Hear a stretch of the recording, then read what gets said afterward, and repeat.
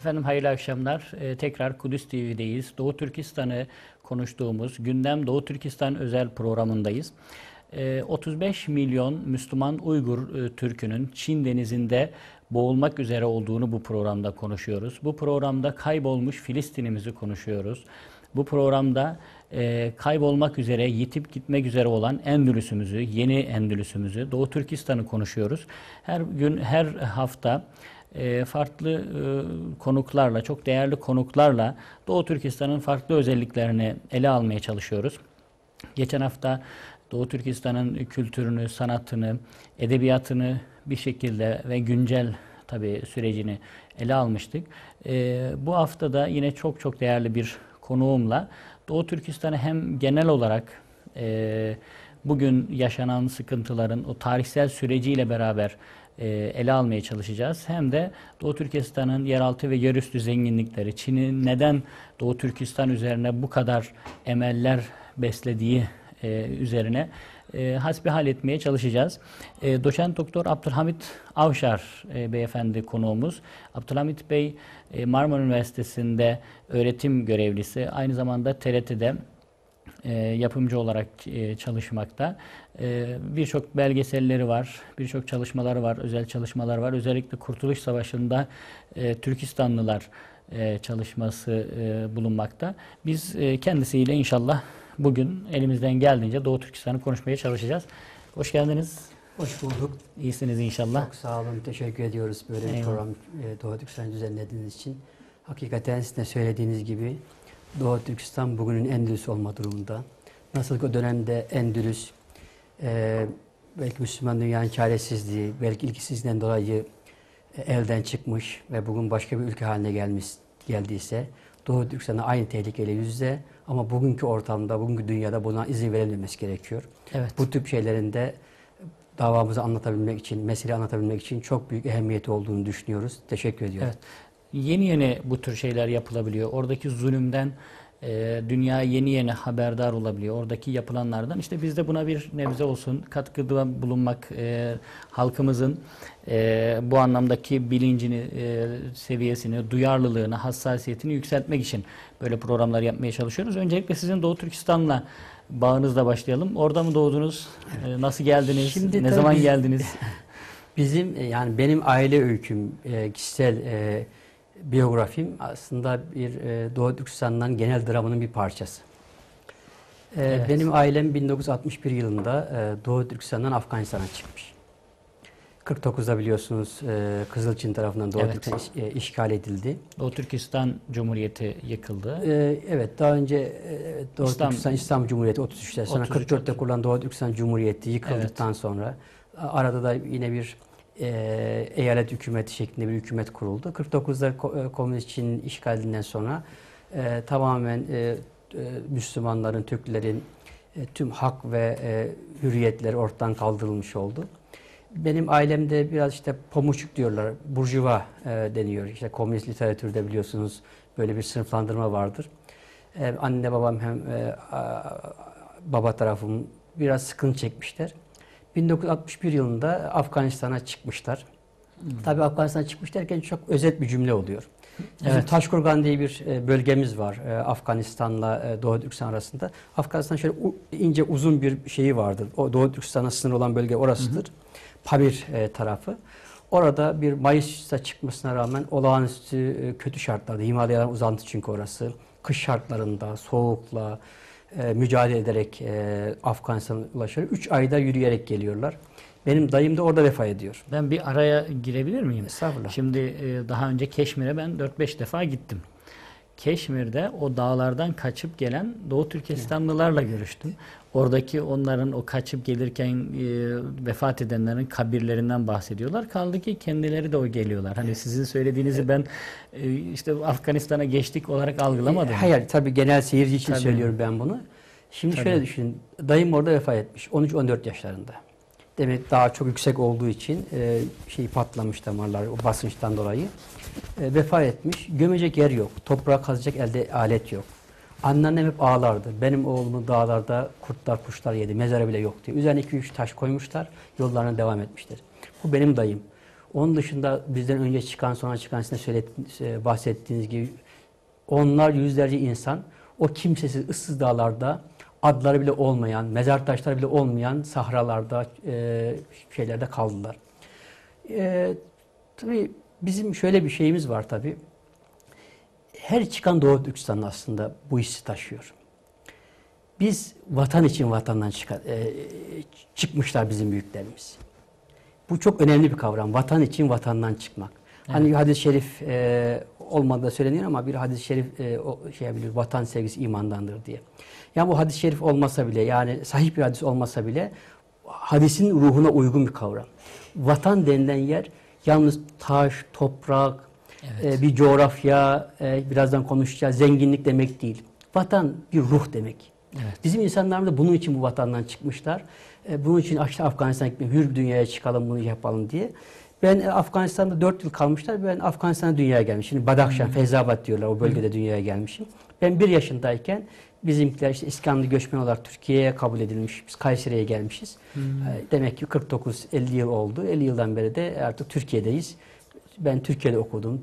Türkiye'de yetiştim ve aşağı yukarı bir 30 senedir de İstanbul'dayım. Evet, yani sadece Afganistan değil, Pakistan üzerinden çok fazla tabii yani grup çıkanlar var. Grup çıkanlar var. Yani 1933 yılında çıkanlar, 33'teki Cumhuriyet yıkıldıktan sonra 49'un ilk çıkanları o zaman Pakistan, Keşmir ve Pakistan üzerinden geliyorlar. Bazıları Hindistan'a gidiyorlar. Daha önce çıkanlar biliyorsunuz Pakistan, Hindistan ayrılmadan Hindistan'a çıkıyorlar, oradan geliyorlar. Sonraki gruplarda Müslüman olduğu için, daha yakın olduğu için Afganistan'ı tercih ediyorlar. Evet. Peki şimdi Doğu Türkistan'ın, Çin'in neden bu kadar Doğu Türkistan üzerinde kafa yorduğuna geleceğiz ama biz Doğu Türkistan ile Türkiye arasındaki o tarihsel süreçten bir başlasak diyorum. Hani sizin yaptığınız belgesel de bir şekilde Kurtuluş Savaşı'ndaki Türkistanlılar ama onun öncesi de var. O süreçten bir başlatabilirsek sevinirim. Çok teşekkür ederim bu soruyu sorduğunuz için. Öncelikle şöyle düşünmek lazım. Yani Türkiye ve Türkistan kavramları aynı şeyi ifade ediyor. Biri Farsça İstan, biri Arapça İye takısını almış. Yani Türklerin yurdu anlamına geliyor ikisi de.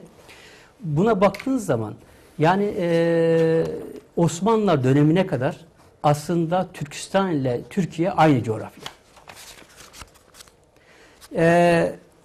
Burada kurulan devletler hem Türkistan'ı ihate ediyor hem Türk Anadolu'yu ihate ediyor. Dolayısıyla aynı devletin sınırları içerisinde bir geliş gidiş var. Bir kopukluk yok. Türkistan'la Türkiye arasında kopukluk 16. yüzyılın başlarındaki bu Safevi-Osmanlı savaşından sonra ortaya çıkmıştır. Şimdi bizim tarihimizde, Türkiye tarihinde biz bunu Osmanlı Safevi olarak okuyoruz ama aynı dönemde Safevilerle mesela Türkistan'da şeyler var, Şeybaniler var. Şeybaniler arasında savaş var. Yani bu Safevi olgusu ortaya çıktıktan sonra Türkistan'la Türkiye arasındaki nüfusun geliş gidişi, hareketlilik ortadan kalkıyor. Eskiden şöyle bir şey mi varmış? Hani Kaçkar'dan Hoten'den diyelim gelen hac için gelenlere derlermiş hani İstanbul'a. Şimdi o daha sonra Osmanlı dönemi bu. Ondan önce aynı devlet demek istiyorum ben. Mesela Selçuklu Devleti'ni düşünün. Büyük Selçuklu İmparatorluğu'nu düşünün. Büyük Selçuklu İmparatorluğu'nun kurulduğu coğrafya bugünkü Türkistan'dan Anadolu, İran tarafı. Yani işte bugünkü Özbekistan, Doğu Türkistan'ın bir kısmı, bugünkü Afganistan, bugünkü Kuzey Hindistan, Orta Doğu, bütün Körfez, hatta İcaz'a kadar olan sınır bölgesi Büyük Selçuklu Devleti'nin toprağı içerisinde bunlar tek devlet.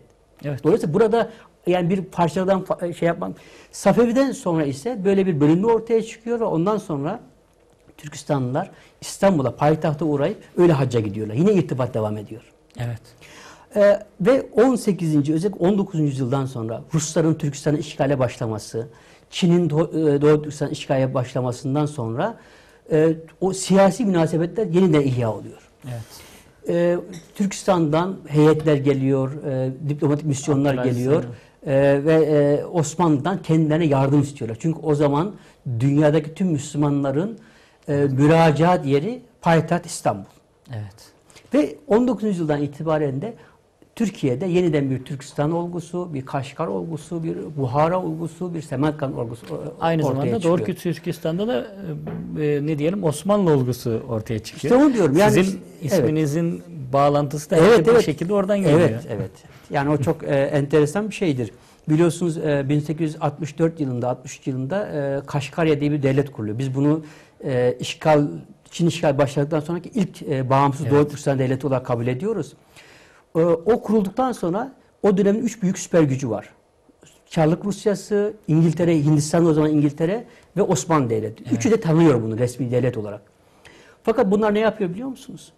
Kendisini Osmanlı'ya tabi devlet ilan ediyor. Evet. Ve Osmanlı'ya tabi devlet ilan ettikten sonra buraya bir büyükelçi gönderiyor. Onun da ismi Yakup Han. Yakup Han. Geliyor burada. Abdülaziz o zaman padişah. Onunla irtibat kuruyor. Yardım istiyor. Abdülaziz Han bu heyette bir takım danışmanlar katıyor ve askeri yardımları da bulunuyor. Ardından Abdülaziz halledildikten sonra Abdülhamit zamanında bu devam ediyor. 1882'de yıkılıyor çünkü devlet. Ve dolayısıyla orada hutbe Osmanlı padişahları adına okunmaya başlıyor. Abdülaziz ve Abdülhamit. Evet. Onun için bizde Abdülaziz ve Abdülhamit isimleri Ahmet, Mehmet Anadolu'daki gibi yaygındır. Yani şöyle düşünün. O coğrafyada şimdi Kaşgarya Devleti'nin yıkılma sebeplerinden birisi odur. Şimdi ne yapıyor? Kaşgarya Devleti yani Birinci Doğu Türkistan Devleti kendisini Osmanlı İmparatorluğu'na tabi bir devlet ilan ediyor. Çarlık Rusyası diyor ki ya biz Osmanlı ile savaşıyoruz. Burada Osmanlı'ya tabi devlet meydana gelirse biz de bunu desteklersek başımıza bela olmaz mı? İngiltere Hindistan'da diyor ki biz bu Osmanlı'yı ortadan kaldırmaya çalışıyoruz. Bunlar Osmanlı'ya tabi oldu. Diyor ki o zaman desteğimizi çekiyoruz. İki arada kalıyor. Yani ruhu düşünün. Aynı şeyi 1933 yılındaki Doğu Türkistan İslam Cumhuriyeti'nde göreceğiz. Evet. İlk müracaatı Anadolu olacak ve diyecek ki gök bayraktan al bayrağa selam. Bugünkü Doğu Türkistan bayrağı Türkiye bayrağının birebir kopyasıdır. Sadece rengi değişiktir. Ayın büyüklüğü, ölçüleri, yıldızın ölçüleri yani bayrak formu birebir Türkiye'nin aynısı. Bu kadar yakın bir irtibat Doğu vardır. Türkistan İslam Cumhuriyeti'nin bayrağı değil mi? Tabii 1933. 33'teki devlet. Yani bu çok önemli bir şey. Doğu Türkistanlıların Türkiye'ye bakışlarını göstermesi bakımından çok önemli. Bu arada sorayım. Mesela o telgraf metni duruyor mu? Tabii. Ben onu Türkiye basınını o dönem taradım ben. Anadolu Ajansı geçiyor bunu. Anadolu Ajansı servis ediyor ve onun o dönemin resmi gazetelerinde, diğer gazetelerinde yayınlanan metinlerini ben yayınladım onun bir makale olarak. Var. Evet. Sadece o bile hani bizim Doğu Türkistan'a olan vefa duygumuz için yeterli aslında. Elbette. Hani bağımsızlıklarını ilan eder etmez sana olan işte sevgilerini gösteriyor devlet olarak. Tabii. Müthiş bir şey. Ve onun içerisinde Türkiye'de okumuş insanlar var Doğu Türkistan İslam Cumhuriyeti'nin içerisinde. Başbakan Sabit Damlıoğlu Türkiye'de eğitim görmüş birisi. Evet. Kurtuluş Savaşı Türkistanlardan bahsetti. Evet. O belgesel 3 bölüm belgesel yaptık biz. Şunu anlattık. İşte Türkiye'nin İstiklal Savaşı'nda Türkistanlılar ne yapmıştır? İnanın Türkistanlılar bir kere gelebilenler fizik olarak Anadolu'ya geliyorlar. Milli mücadele saflarına katılıyorlar ve Anadolu Türkleriyle beraber savaşıyorlar. Tarsus'ta bir mezarlık vardır. O mezarlıkta Türkistanlıların şehit olan, Kuvayi Milliye içerisinde şehit olan Türkistanlıların kabirleri vardır. İstiklal Madalyası'ndan onlarca Doğu Türkistan Türk vardır. Bizim bildiğimiz, tespit ettiğimiz. Hatta Antep savunmasında barut yapımını üstlenen bir Doğu Türkistan Türk'üdür. Yarkentli'de benim de hemşerimdir o. Onun kızları da şimdi, torunlar da hala Türkiye'dedir. Bu insanlar para yardımda bulunmuşlar. Sovyetler yardım diye bilinen 100 milyon altın ruble vardır. Evet. Hep bahsedilir. Ekonomik yönden Ruslar bize yardım ettiler. Bunun hikayesi şöyle, çok enteresandır. Bir heyet gidiyor, Yusuf Kemal Tengirşek, daha sonra Dışişleri Bakanı olacak. Ali Fuat Cebesoy orada büyükelçi. Lenin'le görüşüyorlar. Diyorlar ki Anadolu hareketine paraya ihtiyacı var. Bize yardım eder misiniz? Silah, para. Silah yani tabii. Para olacak ki silah alsın. Diyor ki Lenin, biz de iç savaş içerisindeyiz. Beyazlar orduyla savaşıyor. Bizim de paraya ihtiyacımız var. Biz para veremeyiz. Orada Osman Kocaoğlu var. Hocaoğlu o zaman Buhara Halk Cumhuriyeti'nin Cumhurbaşkanı. Bu konuşmayı duyuyor, öğreniyor. Diyor ki bizim diyor, Buhara Hanlığı döneminden kalma 100 milyon altın hazinede paramız var. Biz bunu Türkiye'ye gönderebiliriz. O zaman başka yol yok. Trenlerle Moskova'ya gönderiyorlar.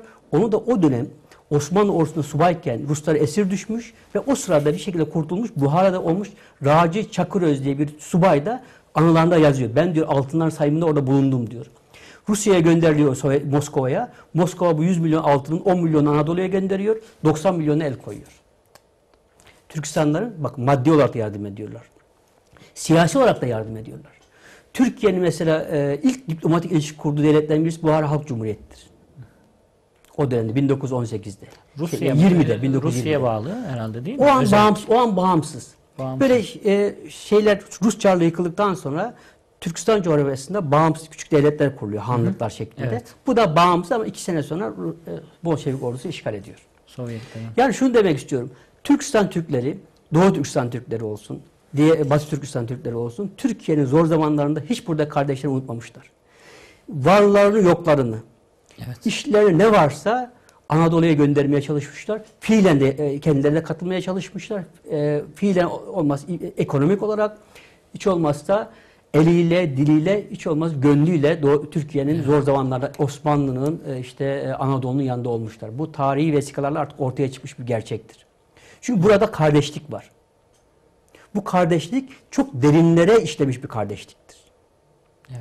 Türkiye'nin acısı, Osmanlı'nın acısı, payitahtın acısı o insanların kendi ülkelerinin işgale kadar onları rahatsız eden bir acı olmuştur. Çok enteresandır. Ahmet Kemal İlkul diye bir öğretmen gidiyor. 1913 yılında Doğu Türkistan'a. Bugünkü modern okulları açmak için, fenli okullar diye, usulü cedid okullarını açmak için gidiyor. İşte orada kalıyor, epey çalışıyor filan. 1918 yılında bu hapse atıyor Çinliler. Kurtuluyor, dönüyor. Dönerken bir Müslümanla karşılaşıyor. Bu Müslüman general diyor ki ya biz bir haber aldık.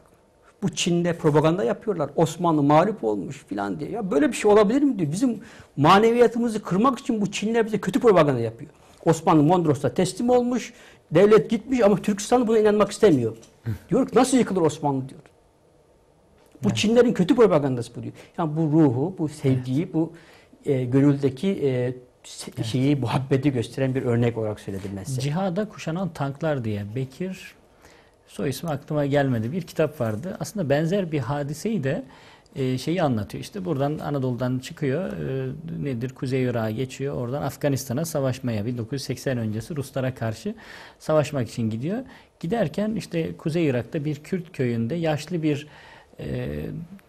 amcamızla muhabbet ederken de bunu söylüyor. Diyor ki Enver Paşa Kenan Evren'den bahsediyor. Enver Paşa diyor hala Osmanlı sürekli şeyi kabul ediyorlar. Evet. Kabullenmiyor. Bu coğrafya Osmanlı'nın gidişini kabullenemedi hala. Evet. Biz program öncesinde içeride bu harita üzerinden konuşmuştuk. Evet. Ben ona gireceğim de şimdi orada da bahsetmiştim. Bu 5 Temmuz olayları sırasında bir yazı yazmıştım ben. Ankara, Türkistan'a ne kadar uzak, İstanbul ne kadar uzak diye. Bugün işte interneti olan, bilgisayarı olan herhangi birisi bu aradaki mesafeyi ölçebilir. Hiç aklımıza gelmez ama. Çünkü bize çok uzak mesafeler, çok uzak coğrafyalar olarak geliyor. Şimdi biz bahsediyoruz burada, Kaşgar diyoruz, işte Yarkent diyoruz, Urumçi diyoruz. O müthiş uzak yani, biz bilmeyiz böyle yerleri, değil mi? Hani sadece ismini bile zor duyduğumuz yerler. Evet. Halbuki işte Kanuni Sultan Süleyman'a bundan 500 yıl önce bir haritacı küçük bir risale, kitap yazıyor, veriyor. Dünya şehirlerinin İstanbul'a olan uzaklığını ölçüyor. Çok yakın diyor. Şimdi düşündüğümüz zaman hakikaten ölçelim, işte baktığımız zaman Çin daha uzak, Kaşgar'a. İstanbul çok yakın. O kadar yakın ki mesela hani buradan Hakkari'ye kadar gidiyorsunuz. Hakkari'den sonra da bir o kadar daha gittiğiniz zaman siz Doğu Türkistan'dasınız. Evet. Programın girişinde de bahsettiğiniz biz aynı coğrafyayız. Çok uzak coğrafyalar değil buralar. Müthiş bir şey. Bizim algılarımız değişmiş, bizim haritalarımız değişmiş. Siz de herhalde haritalar üzerine çalışıyorsunuz. Bu çok önemli bir konu aslında harita. Biz yani Müslümanlar haritayı kaybettikten sonra biz dünyayı da kaybettik. Evet. Çünkü harita okumadığınız takdirde dediğiniz gibi mesafeleri ve coğrafyayı zihninizde canlandıramazsınız. Bugünkü haritayı koyduğumuz zaman ben bazen gençlere bunu söylüyorum. Bugünkü haritayı gördüğünüz zaman ne görüyorsunuz diyorum. Evet. Koyun, düşünün, herkesin şu anda programı izleyen dostlar da bir dünya haritasını düşünsünler. Ne görüyoruz? İşte Afrika altta eziliyor. Evet. Dünya yani niye Afrika üstte değil? Avrupa niye tam merkezde, daha büyük olduğundan daha büyük görünüyor? Şimdi, niye Amerika çok uzakta? Biz iletişimciyiz, işte bu algı yönetimi diye bir şey vardır bizim literatürde. Çok doğru söylediniz. bu Katip Çelebi'nin Cihannuma diye yanılmıyorsam o haritası var orada. O haritaya bakarsa seyircilerimizde bugünkünün tersine bir şey olduğunu görürsün. Yani şimdi İstanbul aşağıya geliyor. Evet. Boğazlar aşağıya geliyor. Çünkü o zaman güney yarımküre üstte çiziliyor, kuzey yarımküre altta çiziliyor. Ne zaman ki batı dediğimiz coğrafya dünyayı haritalayarak sömürgeleştirmeye başladı. Burada küreler de yer değiştirdi. Artık dediğiniz gibi kuzey yarımküreyi üste koydu. Güneyi aşağıya koydu. Ve Avrupa merkezli bir haritacılık ortaya çıkardı.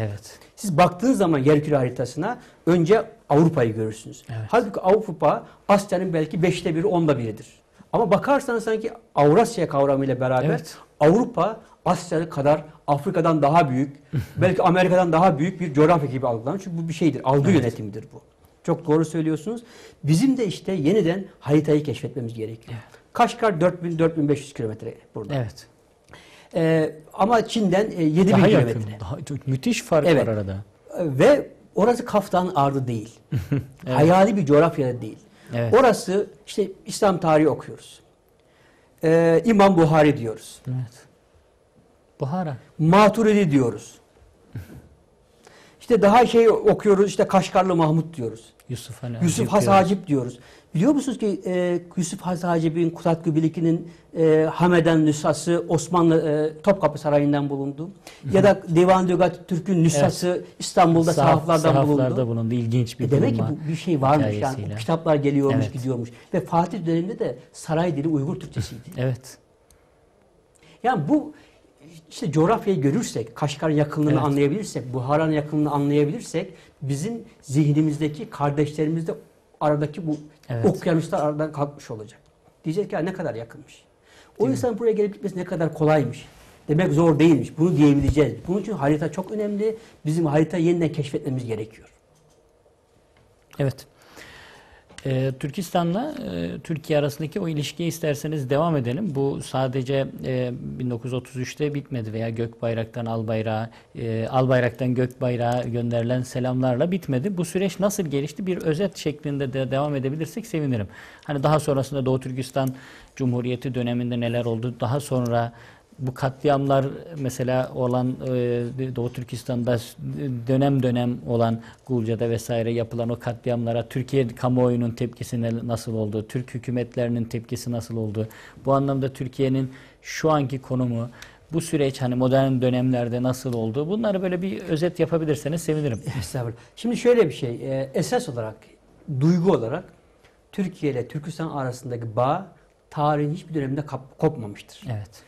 Uzun yıllar işte Safevi şey ortaya çıkana kadar bu fizik olarak devam etmiş ama 16. yüzyıldan sonra buradaki fiziki bağlantı büyük oranda ortadan kalkmış ama gönül bağlantısı hep devam etmiş. 1933 yılında kurulan Doğu Türkistan İslam Cumhuriyeti, bakın onun ismine de ben bir vurguda bulunmak istiyorum. Şimdi isimler de algı oluşturmakta, yani kurucuların niyetlerini göstermekte çok önemli göstergelerdir. Şimdi siz bir devlet kuruyorsunuz. 1933 yılında bir bağımsız devlet kuruyorsunuz. Siyasi konjonktürü düşünün. Stalin yönetimindeki Sovyetler Birliği, yakınınızda komşunuz. Yukarıda Moğolistan var, Sovyetlerin etkisi altında. Bu tarafta Milliyet Çin var. Çin sonuçta. Aşağıda İngiltere var. Hindistan'da. Siz diyorsunuz ki Doğu Türkistan. Yani burada... Ama bir de batısı var. Doğu derken batısı var. O tarafı da var. Bunu çağrıştırıyorsun en azından. İslam diyorsunuz. Türkistan diyorsunuz, bir şey diyorsunuz. İslam diyorsunuz, bir şeyde bulunuyorsunuz. Yani bu kurucu açılarla... Müthiş iddialarla geliyor. Yani. Müthiş iddialar. Yani zihniyetin büyüklüğünü düşünün. Ve orada hani Çin'i de, Rusya'yı da, İngiltere'yi de rahatsız etmemesi düşünülemez zaten. Yani halbuki örnekleri vardı. Orada diyebilirdik ki Uyguristan diyebilirdik. Çünkü Kazakistan vardı, Özbekistan vardı. Diğer Türkistan parçalanmıştı. Böyle diyorlar. Peki genel yapı, hani mesela biz biliyoruz İslam medeniyetini besleyen bir nehir Türkistan. Hani dini anlamda da İslam kültürünü besleyen önemli nehir. Bundan mı kaynaklı? Mesela medreseler, bizim bugünkü bildiğimiz medreselerin kökeni, işte çıkış noktası Türkistan. Oradan geliyor. Bu nedenle mi böyle bir duruş sergilendi? Şimdi o çok enteresan bir şey. Yani biliyorsunuz Emevilerden sonra, Abbasilerden belli bir dönemden sonra İslam'ın medeniyet merkezi Orta Doğu'dan Orta Asya'ya kaymıştır. Evet. Bu çok önemli. Ve orası İslam dinini öyle içselleştirmiş ki Kaşgar'a İslamiyet Anadolu'dan önce gitmiştir. Bunu da bilmek lazım. Evet. Yani Türkistan'a İslamiyet İstanbul'dan, Ankara'dan önce gitmiştir.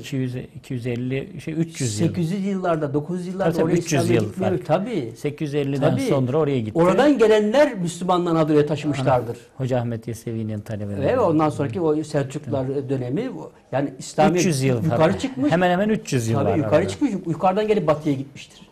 Evet. Orada daha yani İslami derinlik orada daha fazladır. Ve bu İslami derinlik insanların inanç dünyalarını ve ruh dünyalarını şekillendiren en büyük amil olmuştur. Oradaki insanlar kendilerini o dönemden beri İslam olarak tanımlamaya başlamışlar. Evet. Dolayısıyla bu ruh, bu şeyi sinmiş, coğrafyaya sinmiş, bu insanların ruhuna sinmiş anlayış, İslam anlayışı oradaki şeyin işte okuluna yansımış, ticaretine yansımış, siyasetine yansımış ve o bugüne kadar devam etmiş. Evet. Yani bu bağlantıyı unutmamak lazım. Oranın 9. yüzyıldan sonra 8. yüzyıldan itibaren şekillenen temel amil İslam'dır. Yani Saltuk Burhan'dan başlayarak. Ondan diyelim. evet önce İslamiyet gelmeye başlıyor. O devlet dini olarak kabul ediyor 10. asırda ve ondan sonra orada İslam'dan başka bir din yok. Evet. Şu anda durum ne biliyor musunuz? Yani İslam kültürüyle alakalı oradaki durum nedir? Şimdi Çünkü bir ton yasaklamalar var, bir ton sıkıntı evet, var ama genel evet, manada onu diyorum. evet. Tabii çok derin bir konu. Yani belki program ayrılacak bir konu. Hı hı. Şimdi Çin işte 1700'lerde 54'te Doğu Türkistan işgal etmiş. Bu işgalden sonra asimile etmeye çalışmış oradaki insanları. Bu ama 200-250 yıl geçmesine rağmen asimile edememiş. Düşünmüş niye asimile edemiyoruz biz bunu? Bakmışlar ki temel etken İslam. Evet. Ve 1949'dan sonra özellikle insanların dünyasından, insanların ruhundan, insanın yaşantısından dini almak için özel bir politika uygulamaya başlamışlar. Evet. İsterseniz bu son dönem zulümlerine biraz sonra devam edelim. Çünkü asıl konuşacağımız konu da Doğu Türkistan'ın zenginlikleri, evet, yeraltı yerüstü zenginlikleri ve genel zulümle alakalı mevzuları da zaten konuşacağız, devam edeceğiz. Bir 10 dakikalık bir klibimiz var, bir çalışmamız var. Onu izleyelim ondan sonra inşallah. Efendim Doğu Türkistan'ı konuşmaya devam ediyoruz. Doçent Doktor Abdülhamit Avşar hocamızla Marmara Üniversitesi öğretim görevlisi. Doğu Türkistan'ı konuşuyoruz. Oradaki zulmü konuşuyoruz. İslam nehrini besleyen o büyük medeniyet merkezini konuşmaya devam ediyoruz. Bir 10 dakikalık kısa tanıtımımızın ardından tekrar görüşmek ümidiyle.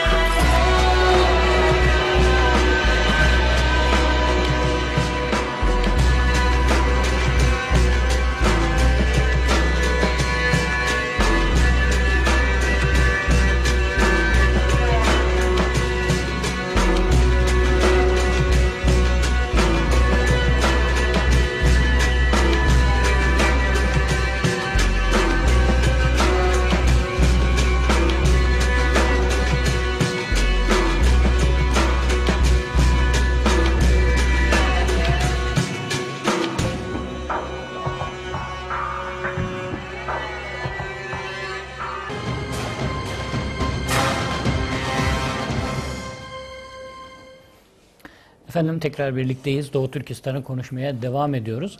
Yorumsuz ismi verilen Doğu Türkistan Maarif Derneği'nin hazırladığı kısa VTR'yi izlemiş olduk. VTR'de dikkatimi çeken birkaç şey var. Ben de ilk defa sizlerle beraber izledim. Camiler namaz kılınmaya devam ediyor gibi görünüyor. Sadece içinde yaşlılar var. Kapı tokmakları var. Sonra yıkılan bir Kaşgar var. Ben önce bunları tekrar konuğumuza, stüdyodaki çok değerli konuğumuza sormak istiyorum. Doçent Doktor Abdülhamit Avşar, Marmara Üniversitesi öğretim görevlisi, TRT prodüksiyon prodüktörü.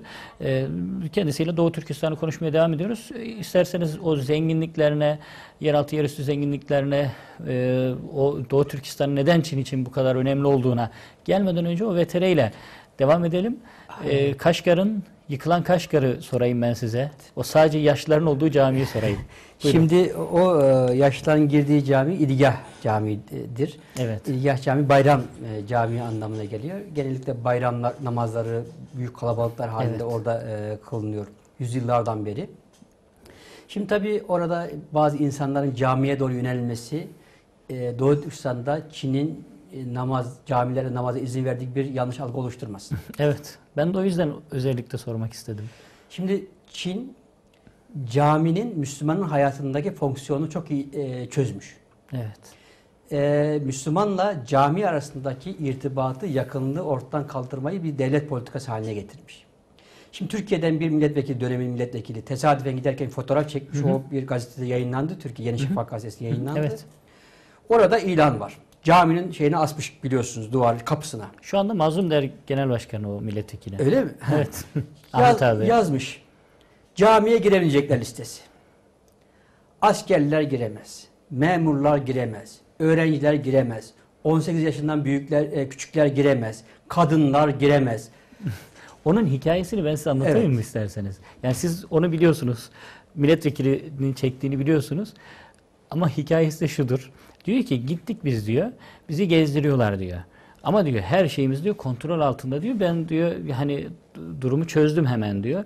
Biz önceden işte hazırlıyorlar diyor. Biz gidiyoruz işte bakın açık. Camiye gidiyoruz. Cami açık. Ben de ekipten ayrıldım diyor. Fark ettirmeden ayrıldım diyor. Ara sokağa girdim diyor. Bir caminin önüne geçtim. Bizi götürmedikleri cami ve öyle çektim diyor fotoğrafı. Ve maalesef işte biliyorsunuz bir kere Çin'in dine karşı iki türlü tavrı var. Evet. Bir ideolojisinden dolayı çünkü komünist. Komünizm dinle eskiden uyuşmamıştır. Evet. Yani o ideolojiden dolayı dinin hayattan çıkartmak gibi bir politikası var. İkincisi de Çin'in milli politikası bu. Yani oradaki Türk Müslümanların hayatından dini çıkartmak. Bunun da en şeylerinden birisi camiyle irtibatlarını kesmek. Bunda şimdi bu giremeyecek listesine baktığınız zaman camiye kim girebilecek? 65 yaşından büyük, hiç devlet memurluğu yapmamış hayatında belirli sayıda insan. Çiftçi diyelim. Oraya giden bir tanığın anlattığını ben size nakledeyim. Doğu Türkistan'ın birçok şehrinde özellikle Müslümanların hala yoğun çünkü biliyorsunuz Çinleştirme politikasıyla birçok şehirde Çinler çoğunluk haline geldi. Oralarda cenazeleri sabah namazı vakitlerinde ve yatsıdan sonra gömülüyorlar. Bu geçen yıl bir büyük alim vefat etmişti. Evet. Onun cenazesi ama buna oldu herhalde bir devrim gibi bildiğim kadarıyla binlerce insan geldi artık, farklı şeylerden. Evet. Abdülmaksum şimdi tam ben de ismini hatırlayamadım. Bu ilk oldu herhalde uzun bir aradan sonra. Evet ilk oldu. Şimdi düşünün. Ona dahi müsaade etmiyorlar. Yani cenazenizi bile gündüz mesai güneş varken gömdürtmüyorlar. Böyle bir şey var. Yani çünkü bizim ölüm, hayat gibi gerçeklikle irtibatını sağlayan bir olgu. Biz Müslüman olarak ölüme özel bir değer veririz. Ölüyü de bu anlamda bir ebediyete uğurlarız. Onu toprağa götürüp yok oluşa teslim etmeyiz. Bunun bir ritüeli vardır. Ve bu bizim sosyal hayatımızı biçimlendiren bir ritüeldir. Evet. Çin bunu da ortadan kaldırmış. Çünkü bu bir sosyal bütünlük meydana getiriyor. Evet. Şimdi böyle bir toplumda camilerin çoğu da yıkılıyor. Yani görülen bir takım camiler var. Ama camilerin çoğu da yıkılmış vaziyette.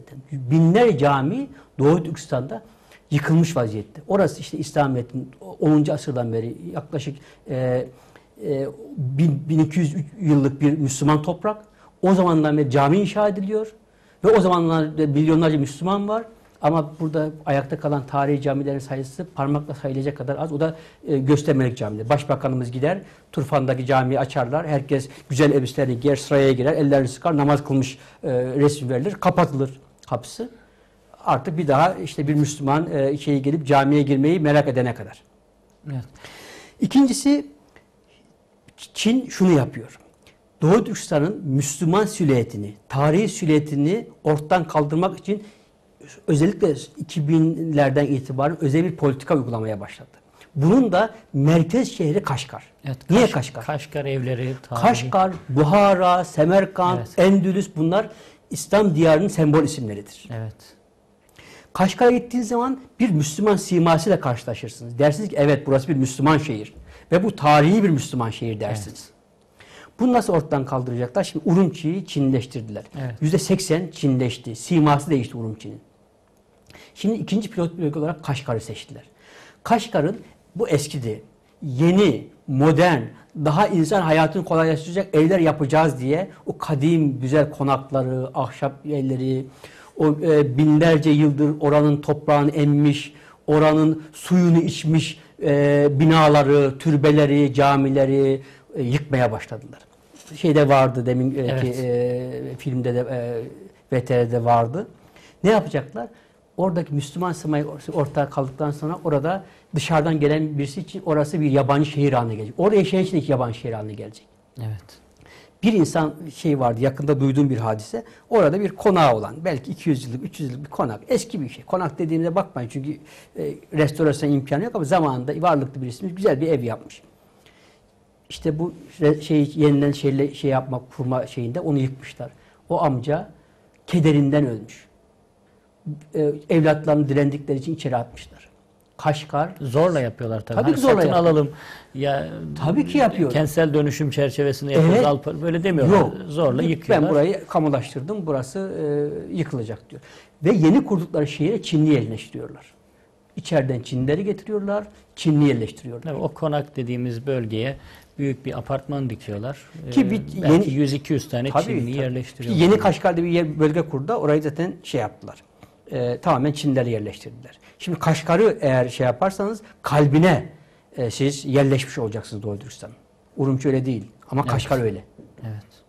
Bunun için bu da bu hem kardeşlik duyarlılığı gerektiren bir şey, hem tarihe, yani Birleşmiş Milletler diyelim ki UNESCO'nun bir takım projeleri var. Tarihi Kaşgar, eğer bir tarihe saygı varsa tarihe saygı açısından buna sahip çıkılması gerekiyor. Bu katliama dur denilmesi gerekiyor. Ama her şeyden önce yüreği, yani bu İslam'ın bıraktığı mirasla yanan insanların da buna gücün yettiği ölçüde dur demesi gerekiyor. Bu çok önemli. Yani o gördeki İdigah Camii sembolik bir cami. Dışarıdan gösteriyorlar diyor bakın cami açık. Ama bir de var. Giden insanlar cami içerisinde namaz kılamıyorlar. Onu da kimse söylemiyor yani. Bayramlarda sembolik açılıyor ama bugün İdigah Camii'nin içerisinde namaz 5 vakit namaz kılınmıyor. Evet. Bunlar yani ne yapmak gerekiyor ona geleceğim. Ama şunu söyleyeyim. Şimdi bir noktada da aslında Çin'e de hak vermemek elde değil ya.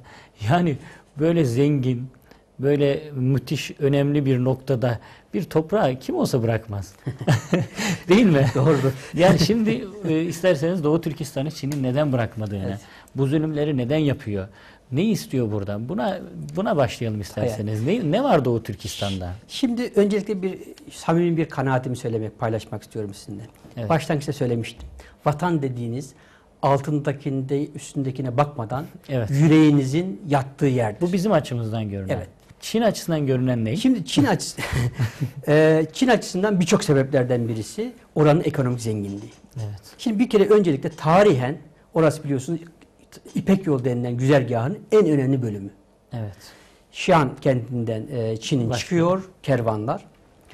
Oradan işte batıya, Orta Doğu'ya, İslam coğrafyasına yayılıyorlar. Orası eskiden beri önemli bir ticaret merkezi. Şimdi Çin buradan geçerken tabii başka bir toprak, başka insanların ülkesi burası. Eski zamandan beri burayı ele geçirerek bütün ticaretin kontrolünü kendine elinde tutmak için bir gaye gütmüş. Modern dönemde ise bir kere jeostratejik bir önemi var. Mackinder diye bir uluslararası politika şeyi var, teorisyeni var. Oraya Asya'nın kalbi der. Ve bir dünya hakimiyet teorisi kurar bunun üzerine. Der ki Türkistan'a, Orta Asya'ya hakim olan Asya'ya hakim olur. Asya'ya hakim olan Avrasya'ya hakim olur. Avrasya'ya hakim olan eski dünyaya hakim olur.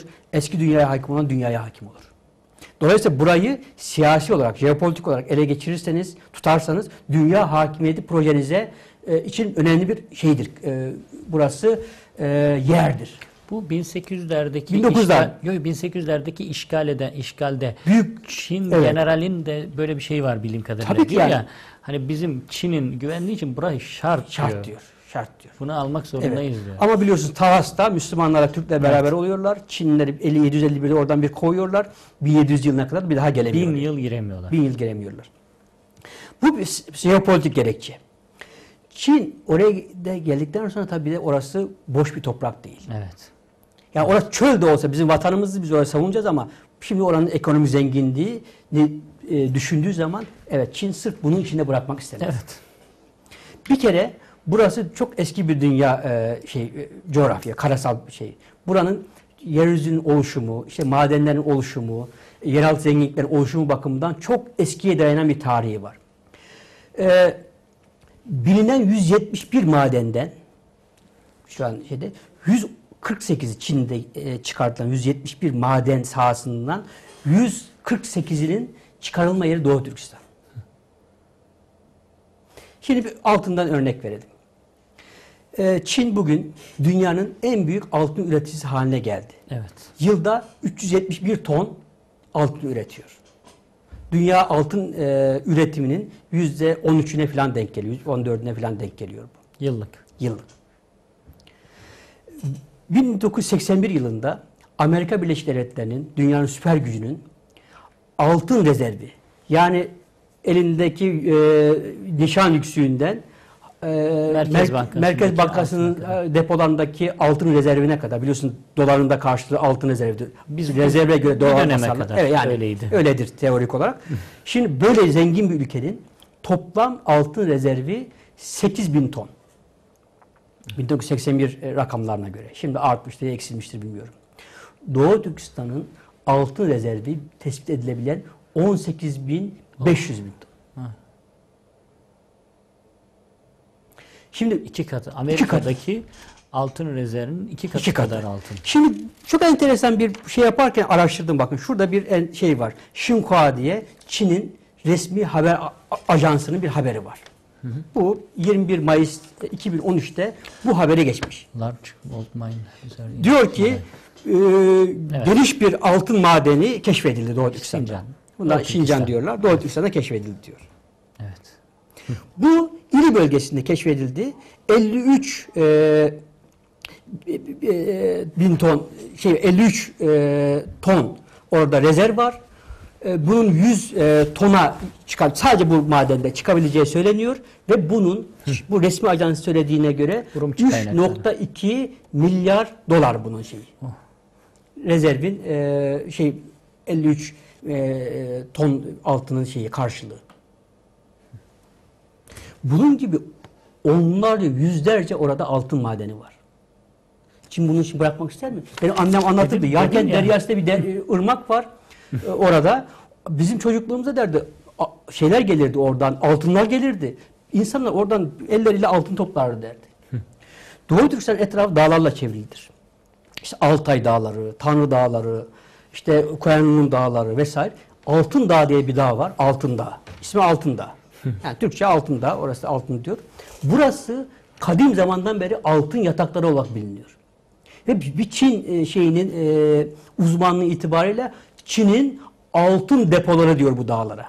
Bu Çinli uzman. Doğu Türkistan'daki bu dağlara. Burada daha keşfedilmemiş altın madeni yatakları var. Evet.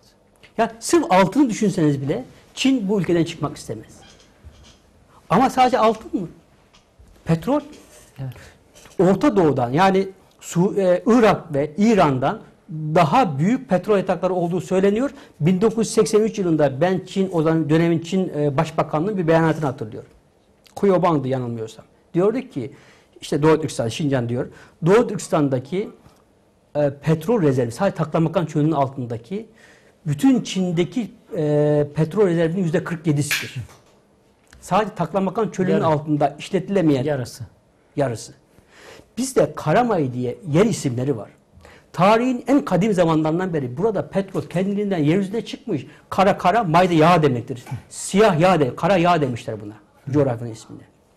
Bugün de orada Çin'in en çok petrol istihsal ettiği bölgelerden birisi. Yani petrol rezervi şu anda olağanüstü zenginlikle Doğu Türkistan ve çoğu da işlenmemiş. Şimdi Orta Doğu'nun petrolleri bitiyor. Biliyorsun işte belirli yıllar diyor işte 10 yıl, 50 yıl, 100 yıl neyse bir takvim koyuyorlar ama Doğu Türkistan'da daha işlenmemiş petrol rezervleri var. Ya bunun da işte paraya döktüğünüz zaman trilyonlar tutacak bir rakama ulaşır bu. Çin bunun için tabii ki bırakmak istemez. Evet. Sadece bunun için mi? Uranyum şeyi. Pamuk hocam. Pamuk hani istismar edilen bir şey. Kömür. Çin'in toplam kömür rezervi 4,5 katrilyon olduğu söyleniyor. Bunun 2,5 katrilyona yakın Doğu Türkistan'da. Hocam 2,5 katrilyon. Bu rakam şaşırtmasın. Yani katrilyon diye altını çizerek söylüyorum. Bu kömürü kullanmakla biter mi? Evet. Ve bütün bunlar uranyum mesela. Uranyum bakımından da Doğu Türkistan dünyanın en zengin bölgelerinden birisi. Uranyum madenleri bakımından. İşte nükleer silah biliyorsun pek çok şeyin temel maddesidir uranyum. Ve bütün bu üretilenler deminki şeyde gördük biz. Doğu Türkistan'ın içindeki halka kullanılmıyor. İnsan fakirliğini gördünüz. Evet. Ki bunlar muhtemelen gösterilen yerlerdir bunlar. Bir de görülmeyen yerler düşün. Bu insanlar kendi memleketlerinin zenginliklerinden istifade edemiyorlar. Bunu alıyorlar. İlk iş yaptıkları demiryolu yapmak olmuş. Yüklüyorlar. İçeriye götürüyorlar. Zaten o fabrikalarda da Doğu Türkistanlılar çalışmıyor. Çalışmıyor. Ona geleceğiz inşallah. Çinlileri getiriyorlar, onlar çalışıyor. Bütün ham maddeyi, ürettiği ham maddeyi içeriye götürüyor, Çin'e götürüyor. Ben şimdi şunu şöyle bir ayrımında baştan koymak istiyorum. Doğu Türkistan bir Çin toprağı değildir. Dolayısıyla ben Çin derken Doğu Türkistan'ı bu işe katmıyorum. Çünkü Doğu Türkistan işgal edilmiş bir topraktır. Bunun içinde bir irtibatı yoktur. Yani Çin'in içerisinde azınlık bir topluluk değildir Doğu Türkistan Müslümanları. Evet. İşgal edilmiş, işgalci bir devletin altında yaşayan insanlardır. Zaten hani Mao ile Lenin'in arasındaki o telgraflar vesaire var. Hani Doğu Türkistan işgal ettik diye kendileri zaten söylüyorlar. Şincan ismi zaten yeni bölge işgal edilmiş. Yani dolayısıyla Çin derken ben Doğu Türkistan yani sakın oraya karışmasın. Yani Doğu Türkistan'ı ayırarak söylüyorum. Yani seyirci bir şey Şincan'da demiyoruz hani. Evet. Şimdi peki bu madenle ilgili şeyler. Doğu Türkistan demin biraz gördük. Genellikle gösteriyordu. Böyle biraz kumluk, çöl falan gösteriyordu. Evet. Doğu Türkistan hocam ben 50 yaşındayım.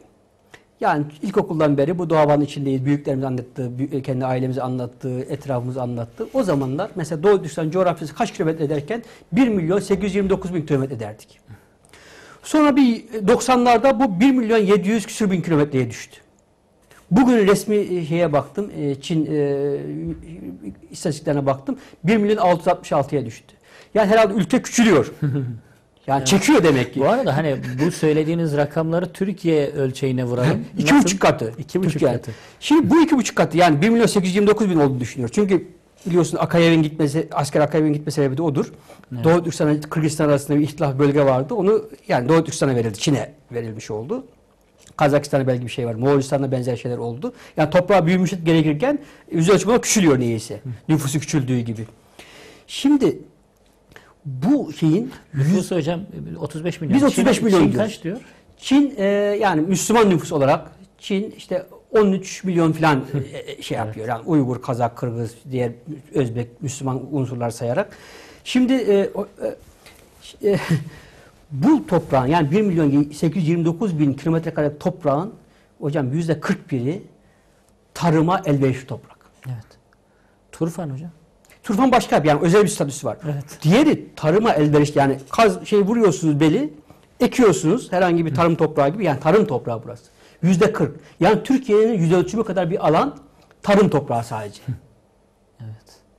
Ve bugün orası Çin'in, yani eskiden beri, işgal dönemlerinden itibaren Çin'in en fazla gıda üreten bölgesi. Çin orada üretiyor, trenlere koyuyor, götürüyor, içeride insanlarını besliyor. Evet. Pamuk dediniz. Çin dünyanın en büyük pamuk üreticilerinden birisi. Beyaz altın diyorlar. Beyaz altın. 3. sıradaydı yanılmıyorsam. 2. olmuş mudur olmamış mıdır bilmiyorum. 4. bir yere düşmüştü. Yani son istatistiklere maalesef bakmamışım. Ama ilk ülkelerden birisi bu şeyi bizim ülkemizde üretiyor. Ama ne yapıyor? Biliyorsunuz pamuğun bir şeyi vardı, olumsuz sonucu vardı. Tuzlu olduğu için toprağı tuzlandırır, kurutur. Evet. Verimsiz hale getirir. Bizim toprağımızı verimsiz hale getiriyor. Orada devasa yerlerde şey ekiyor. Pamuk bizim oradan gidiyor. Buğday, hububat. En büyük hububat şeylerden birisi. Meyve sebze. Bizim büyüklerimiz anlatırdı. Kitaplarda yazıyor. 34 çeşit üzüm. 22 çeşit kavun. İsimleri, cinsleri, büyüklükleri, tatları birbirinden farklı bunlar. Böyle verimli, böyle şey bir toprak. Kavunu şöyle bir kavun, şöyle bir kavun kesiyorsunuz. 365 gün yetişen kavunlar var. Her biri farklı dönemde yetişiyor. Kesiyorsunuz bir tane, yiyorsunuz. Bir kişi doyuyor. Bir kavunda işte burada bütün stüdyodaki arkadaşlarımız doyarız. Hocam, tarih boyunca öyle bilindi. Evet öyle. Doğu Türkistan. Hani Turfan'dan gelen bir şey. Turfan'da oradan gelir. Meyve sebze meselesi oradan geliyor. Tarih boyunca öyle. Tabii. Hani kaç bin yıllık oradaki sulama kanalları var hala. Milattan önce 2000 yılına tarih veriyorlar. 2500 yıl 4000 yıl falan oluyor. Ve yani o kanallar hani Türkiye'nin uzunluğu kadar bir şeyden bahsediliyor. Şimdi kariz diyoruz biz ona. Turfan karizleri. Biliyorsunuz o Taklamakan çölü var. Çöl büyüyen bir şey. Gitgide toprağı yiyor çöl. Evet. Şimdi o Turfan bölgesi aslında vaha. Orada böyle verimli araziler ama su yok. Evet. Bunu milattan önceki dönemlerden bir müthiş bir matematik dehasıyla. Hala çalışan kanalları. 5000, şimdi bir tek kanal yok. Birçok kanallar var. Kariz kanalları var. Bunların toplam uzunluğu 5000 kilometre.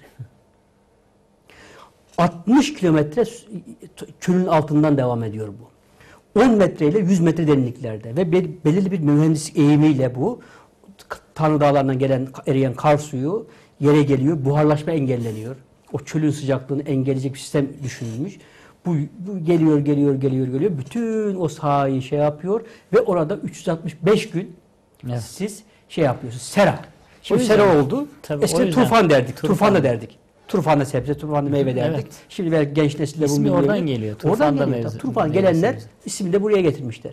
Tıpkı Seyhan, Ceyhan'ın getirdikleri gibi. Evet, birçok şey var. Getirdikleri gibi. Yani böyle verimli bir toprak. Bunun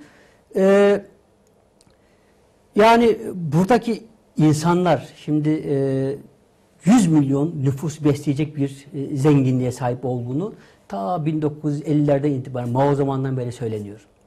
Ve onun için de Çin hem bu toprağın yeterliliğini Çinler adına yararlanmak hem de burayı Çinlileştirmek için bu coğrafyanın verimliliğini, ekonomik değerini sömürüyor. Ve buranın en verimli yerlerine, en ekilebilir yerlerine, en değerli yerlerine Çinli yerleştiriyor. Evet. Zaten biz işlesek de kendileri alıyorlar ama bu sefer kendileri işleyerek alıyorlar. Yani bu da tabii günümüz konjektüründe Çin'in asimilasyon politikasının düşünülmesi gereken, anlatılması gereken bir öğesi. Şimdi birkaç şey var. Yine şey yaptım ben bu hani biz söylüyoruz ama hani bu şeyi de söylemesi falan diye ne Çin'in bir resmi sitesinden aldım ben bunu. China.org diye bir yerden aldım. Bu Yani Doğu Türkistan zenginliklerinden bir de fauna biliyorsunuz. Doğasından bahsediyor. Tabiatından bahsediyor. Doğasından.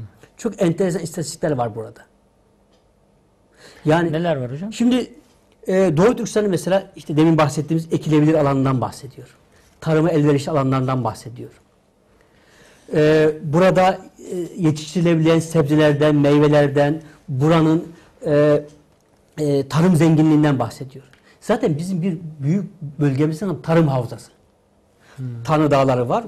İşte doğudan batıya, Doğu Türkistan ikiye bölüyor. Yukarısına biz İli Havzası ya da Cungarya Havzası diyoruz. Aşağıda tarım havzası diyor. Türkçedeki tarım. Evet. Yani düşünün, tarımın tarihsel derinliğinden dolayı o bölgede yapılan tarımın, o bölge tarım zenginliğine tarım adı verilmiş. Tarım havzası. Evet. Şimdi burada mesela şeyden bahsediyor, biyolojik zenginliğinden bahsediliyor. Yani şimdi etrafa bakıyoruz, Anadolu'da var, bir zaman çok değer vermiyorduk. Ya böcekler falan diyoruz. Cenab-ı Allah hiçbir şeyi hikmetsiz yaratmaz. Her yaratılan bir hikmeti vardır ve onun bir fonksiyonu vardır. O zincir denilen şey de bu demektir aynı zamanda. Bir arkadaş anlatmışlar geçenlerde, bizim yabani ayıdır demiş, özür dilerim, eşek arısı denilen bir cins arımız var biliyorsunuz. Evet. Bundan 15-20 yıl evvel işte Hollanda'dan gelmişler, İsrail'den gelmişler, bunlardan almışlar, götürmüşler, orada biraz da ehilleştirmişler onları. Bugün serada 365 gün dölleme yapacak bir jenerasyon ortaya çıkmış bunlardan. Sadece Anadolu'da varmış bunlar. Yani bizim belki geldiği zaman öldürmek istediğimiz arı bu. Şimdi bugün biz Hollanda'dan ve İsrail'den serada kullanmak için her yıl binlerce, on binlerce arı ithal ediyoruz ve para veriyoruz. Bizim arımız. Evet. Doğu Türkistan'da 4000 ayrı türde yabani hayvan ve bu tür böcek var. Yani bu kayda geçmiş. Dünyanın en zengin ekolojik bölgelerinden birisi biyolojik bakımdan. Evet. Yani öyle bir yer ki mesela çıkıyorsunuz hiç ummadığınız bir yerde müthiş bir yeşillikle karşılaşıyorsunuz. Hiç ummadığınız yerde müthiş bir tabiat güzelliğiyle karşılaşıyorsunuz. Bir çiçek deryasıyla karşılaşıyorsunuz öyle yerlerde. Ve her biri bu oradaki biyolojik zenginliği gösteriyor. Ve bugün dünyada nesli tükenmiş birçok yabani hayvan orada yaşıyor. Birçoğu da koruma altına alınmış şimdi orada. Ondan da bahsediyor burada. İşte diyor ki bine yakın şeyler var diyor. Yabancı şey olarak yani farklılaştırılmış yabani nitelikli ama fonksiyonel böcek var orada diyor. Evet. Ya bu tabiatın zenginliğini gösteriyor burada. Bu güzelliğini gösteriyor şeyin. Şimdi diyor ki 122 ayrı mineral keşfedildi burada diyor. Bugüne kadar. Biz bunun daha fazla olduğunu düşünüyoruz ama 122 ayrı mineral diyor burada var diyor Doğu Türkistan'da. İşte bir takım şeylerini anlatıyor. Mesela diyor ki keşfedilebilmiş diyor. Bugün keşfedilebilmiş diyor. Demir şeyi diyor. Yatağının büyüklüğü diyor. Rezervi diyor. 730 milyon ton. Yani demirin, endüstrinin, sanayinin gelişmesindeki fonksiyonunu düşünün siz. Çeliğin ham maddesi. Yani siz sanayileşmek istiyorsanız öncelikle demire ihtiyacınız var. Evet. Bu yani bunların söyledikleri bu. Ne kadar söyledi onlar bilmiyor. Bu resmi söyledikleri. 730 milyon ton keşfedilmiş demir rezervi var. Nüfusa göre kıyaslarsak 3 katı, büyük ihtimalle bunlar da 3 katı büyüklükte vardır. Evet. Hocam isterseniz bir ara verelim. Bir VTR'miz daha var. Ondan sonra yine bu Doğu Türkistan'ın zenginlikleriyle devam edip çözüm önerileriyle diyelim bitirelim bugünkü programımızı inşallah. Efendim kısa bir aramız var. Doğu Türkistan'ın zenginliklerini konuşmaya devam edeceğiz inşallah. Bilinmesi gereken acı gerçekleriyle kadim bir belde. Doğu Türkistan.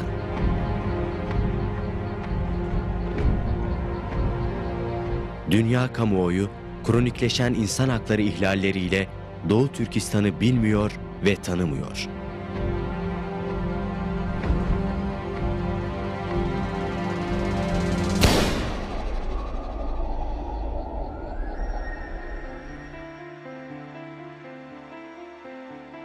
Bugün acılarıyla baş başa bırakılmış olan Doğu Türkistan, pek hatırlanmasa da 2000 yıllık kadim tarihiyle insanlık tarihine birçok değerli kültürel zenginlik sunmuş bir coğrafya.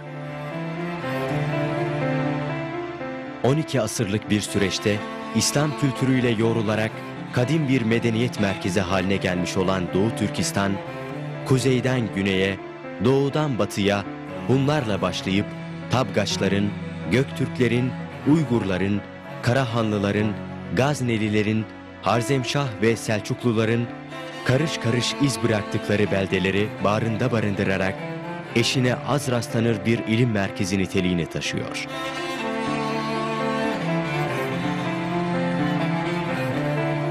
Ahmet Yesevi'den Şah-ı Nakşibendi'ye, İmam-ı Buhari'den Tirmizi'ye, İbn Sina'dan Farabi'ye, El-Biruni'den Harezmi'ye, Ulu Bey'den Yusuf Has Hacib'e, Kaşgarlı Mahmud'dan Abdülkerim Satuk Burahan'a ve daha yüzlerce ilim, irfan ve gönül sultanına ev sahipliği yapan bu bereketli topraklar, dünyaya yayılmış ilmi değerlerin başlıca yurtlarından birisi olarak duruyor karşımızda. Kaşgar, Urumçi, Hoten, Aksu ve Turfan gibi tarihi şehirleriyle insanlığın kültürel birikimine çok önemli ve büyük katkılar yapmış Doğu Türkistan coğrafyası bugün ne yazık ki adeta tersine bir süreç yaşıyor ve birikimlerinin yitimine maruz kalıyor. Kültürel zenginliklerle bezeli tarihiyle, ismi hep güzelliklerle anılan Türkistan toprakları, son 2,5 asırlık süreçte ne yazık ki değerlerinden uzaklaştırılarak işgallerin, akıl mantık ötesi saldırı ve katliamların, emsalsiz baskı süreçlerinin odağı oldu. Özbek, Kazak, Kırgız, Tacik, Türkmen ve Uyguruyla tek bir parça olan kadim Türkistan topraklarının esaret dönemi ilk olarak Rus Çarlığı ve Çin-Manço İmparatorluğu'nun işgalleriyle bölünüp parçalanmasıyla başladı. İpek yolunun sevgi ve ümidi bir arada taşıyan bereketli şehirleri işgallerle birlikte tek tek yerle bir edildi ve halklarına zulmedildi. Bu nedenle Türkistan coğrafyası işgal ve sömürüyle anılır hale geldi. Türkistan'ın batısı Rus işgaline girerken Doğu Türkistan bu dönemde Çin istilalarının merkezi haline geldi. Rusya, Batı Türkistan'ı Rus Orta Asyası, Çin ise Doğu Türkistan'ı yeni kazanılmış topraklar anlamına gelen Sincan adıyla tanımlamıştı. Ve bu stratejik coğrafya her iki devlet tarafından bu dönemden itibaren doğal nüfuz alanları olarak görülmeye başlandı. Öyle ki Çinli lider Mao yaşadığı dönemde Doğu Türkistan'ı 2000 yıllık tarihi Çin toprağı olarak ilan etmişti. Batı Türkistan coğrafyası birçok değerini kaybetmesine sebep olan uzun esaret döneminin ardından Soğuk Savaş akabinde bağımsızlığına kavuşabildi.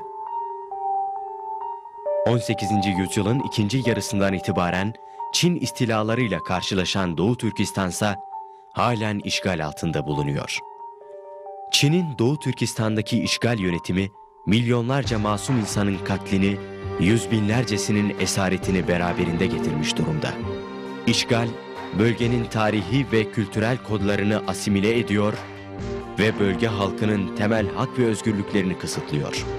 Kendi vatanlarında etnik ve dini ayrımcılığa, sistematik asimilasyon politikasına maruz kalan milyonlarca Doğu Türkistanlı bu sebeple kendisini göç yollarında buluyor. Bir zamanlar dünyayı aydınlatan Doğu Türkistan şehir ve kasabaları artık etnik, dini, ekonomik ve toplumsal baskılarla hayatın giderek daha da çekilmez hale getirildiği, soykırımların yaşandığı beldelere dönüştürülmüş durumda. Katı doğum kontrol yöntemleriyle anne adaylarından çocukların çalınması, oruç tutmanın, camiye gitmenin yasaklanması, eğitim, istihdam, sağlık hizmetlerinin kısıtlanması gibi uygulamalar da Doğu Türkistan halkı için işgal yönetimi tarafından günlük yaşamın bir parçası haline getirildi. Genç Uygur kızlarının farklı Çin şehirlerinde ucuz işçi olarak çalıştırılması ve birçoğunun fuhuş bataklığına sürüklenmesi de insan hakları ihlallerinin en çarpıcı örneklerinden birisi olarak duruyor karşımızda. Çin'in karartma politikalarıyla medya ve iletişim araçlarına sansür uygulaması sebebiyle de Doğu Türkistan'da yaşanan tüm bu hak ihlalleri hakkında dünya kamuoyu bilgisiz ve dolayısıyla ilgisiz durumda. Bölgenin Suudi Arabistan ve İran'la kıyaslanan petrol ve doğalgaz rezervleri, altın, gümüş ve kömür madenleri nedeniyle Çin, bölgedeki nüfuzunu artırma gayretini sürdürüyor. Bu zengin bölge, Uygur insanı için yaşanmaz hale getirilirken, binlerce kilometre öteden bölgeye getirilerek iskan ettirilen Çinlilerse, yönetim tarafından artık bölge zenginliklerinin yegane mirasçısı kabul ediliyor. Değişen dengeler sebebiyle göçmenlerle bölgenin yerel halkı arasındaki gerilimse gün geçtikçe daha tehlikeli bir hal alıyor Doğu Türkistan'da. Geçtiğimiz yıl Temmuz ayında taraflar arasındaki gerilimin doğurduğu çatışma ortamında yaşanan katliam, tehlikenin boyutlarını ve sonuçlarını gözler önüne serdi. Söz konusu olaylar, Çin yönetiminin karartma politikalarına rağmen dünya kamuoyuna yansıdı ve akıllarda, sokaklarda dövülerek öldürülen Uygurların görüntüleri kaldı.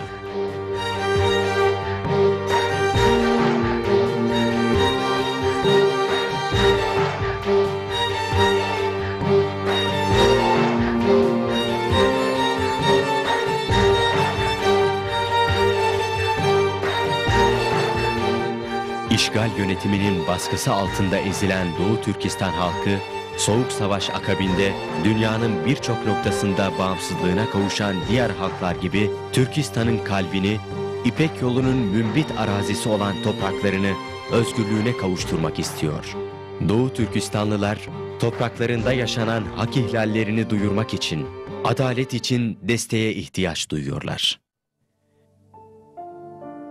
Yeryüzünde adaletin ve barışın temini için çalışan İstanbul Barış Platformu'nda yaklaşık 2,5 asırdır işgaller altında yok edilmeye çalışılan, en temel insani hakları dahi ellerinden alınan, bugünün dünyasında en kısa yargılamayla en hızlı idamlarına muhatap olan, insanların hayatta kalabilmek için göç etmek zorunda kaldığı duvarlar arkasındaki coğrafyanın, Doğu Türkistan'ın halklarına dikkat çekmeyi hedefliyor.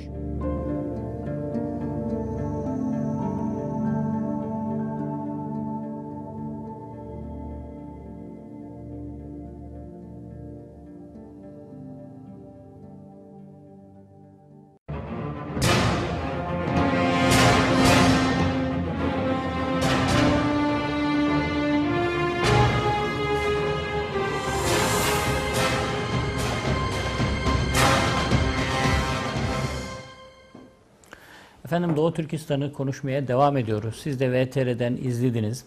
Biz de VTR öncesinde burada doçent doktor Abdülhamit Avşar beyefendi ile beraber Doğu Türkistan'ı ve Doğu Türkistan'ın zenginliklerini konuşuyorduk. Hocam Doğu Türkistan'ın zenginliklerinden bahsederken ben burada bir garipsedim tabii. İyice garipleştik ama şunu da düşünmedim değil. İnşallah işte Çin hükümetinden, elçiliğinden, konsolosluğundan falan birileri izlemiyordur. İzledikçe ya iyi ki buradayız demişlerdir eminim. Böyle bir zenginlik, böyle bir ne diyelim yeraltı, yerüstü zenginliğine sahip olup da Çin'in bırakabileceğini bu şartlar altında düşünmek biraz zor. Tabii geleceğiz. İnşallah onu da soracağım size. Çünkü biz bir zamanlar Sovyet Rusyası için de böyle düşünüyorduk. Bir gecede Allah'ın izniyle darmadağın oldu. Çin'i de aynı sonu inşallah bekleyecek. Ama biz Doğu Türkistan'da nelerin olduğunu sizin dilinizden yine alalım hocam. Yani tekrar ediyoruz onu. Bir vatan altındaki üstündeki madenlere, zenginliklere göre değil, o ruha göre evet, vatan olur. Çöl de olsa bizim vatanımız. Hatta enteresan bir efsane vardır. Bir Uygur Türklerine ait efsane. Bir Kara Kağan iş başına geçiyor. İşte önce Kağan'ın reddettiği bir şey yapıyor. İşte bir Çinli prensle evlenmek istiyor. Çinliler diyor ki evet kızımızı vereceğiz ama bize şu taşlık dağdan bir parça kaya vereceksin. Önceki Kağan bunu reddetmiş. Bu diyor ki bütün etrafındakiler karşı çıkıyor.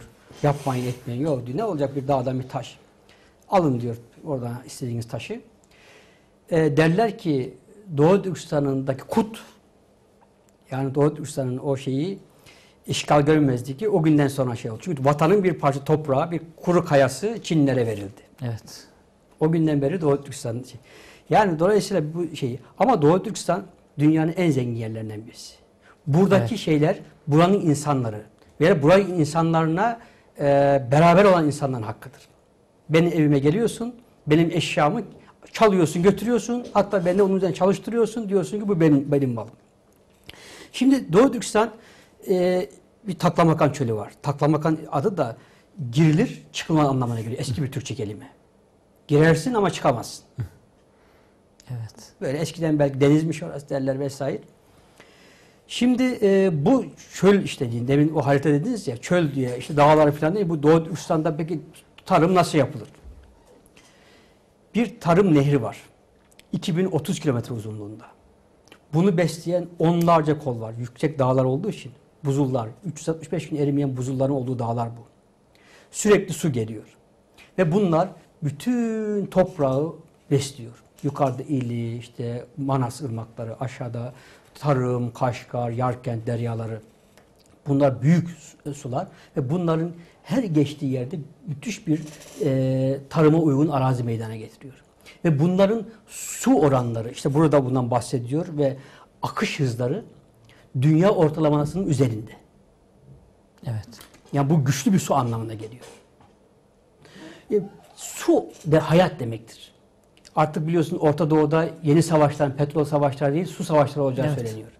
Burayı ele geçirdiğiniz zaman su gibi çok stratejik bir şeyde, kaynağa sahip olmuş oluyorsunuz.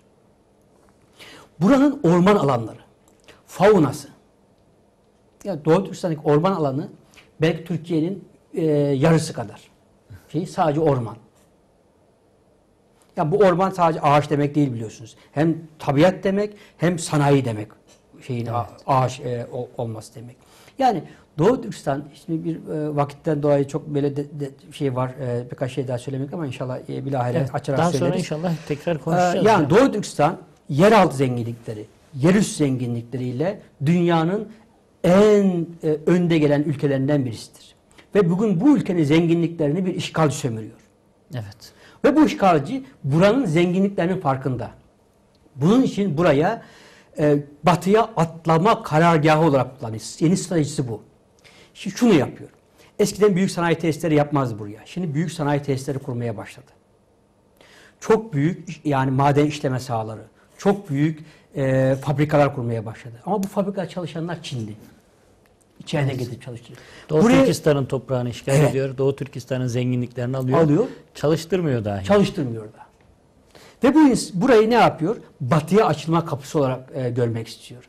Tarihen buranın Türkleri, buranın Müslümanları Çin'i hiç batıya geçirmemişler.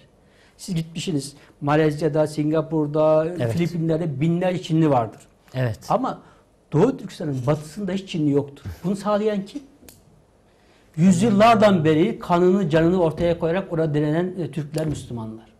Çin şimdi bu hocam müthiş aşıyor. Bir tespit bu. Yani mesela hani Malezya'da biliyorsunuz o sıkıntıları, Çinlilerle işte Maleylerin arasındaki sıkıntıları, Tayland, Singapur vesaire buradaki sıkıntıları biliyoruz. Gerçekten de hiç mesela olaya bu şekilde bakmamışlar. Yukarısından sonra Doğu Türkistan'dan yukarıda Çin'de hiç yok. Yok, niye yok? Dünyanın her tarafına aşağılara doğru geçemediği için yok. Evet.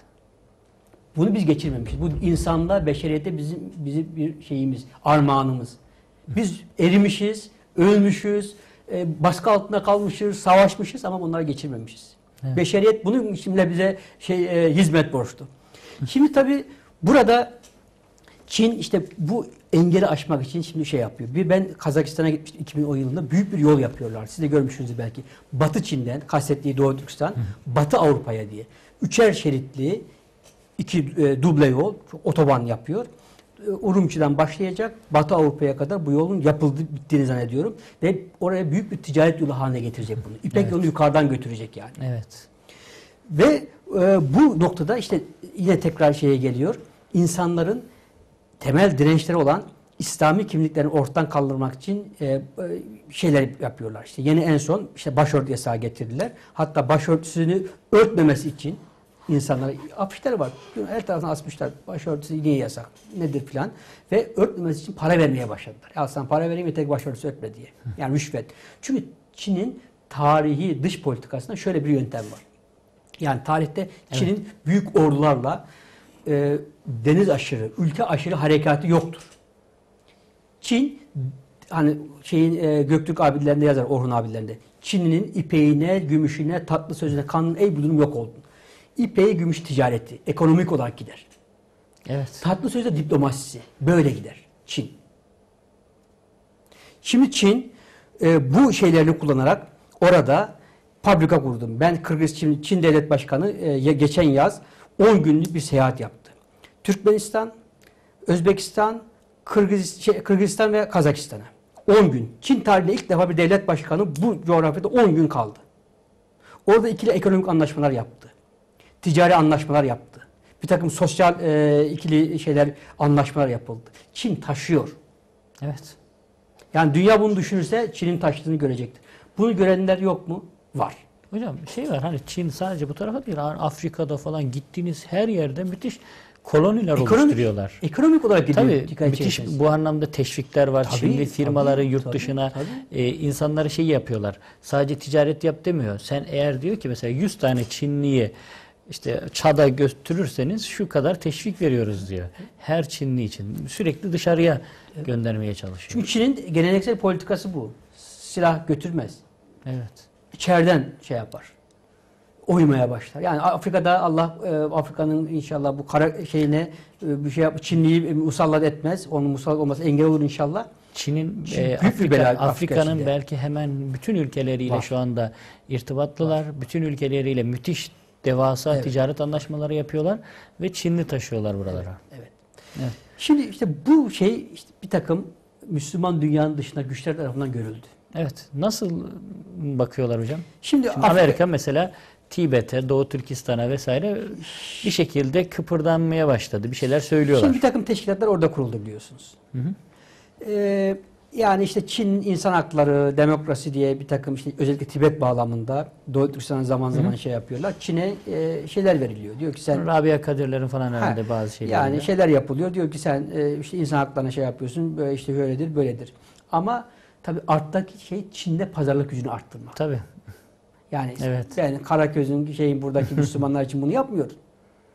Belki bizim bilmediğimiz altta hangi pazarlık yapılıyorsa onun karşılığı olarak bu şeyler yapılıyor. Onun için Müslüman dünyanın buna sahip çıkması lazım.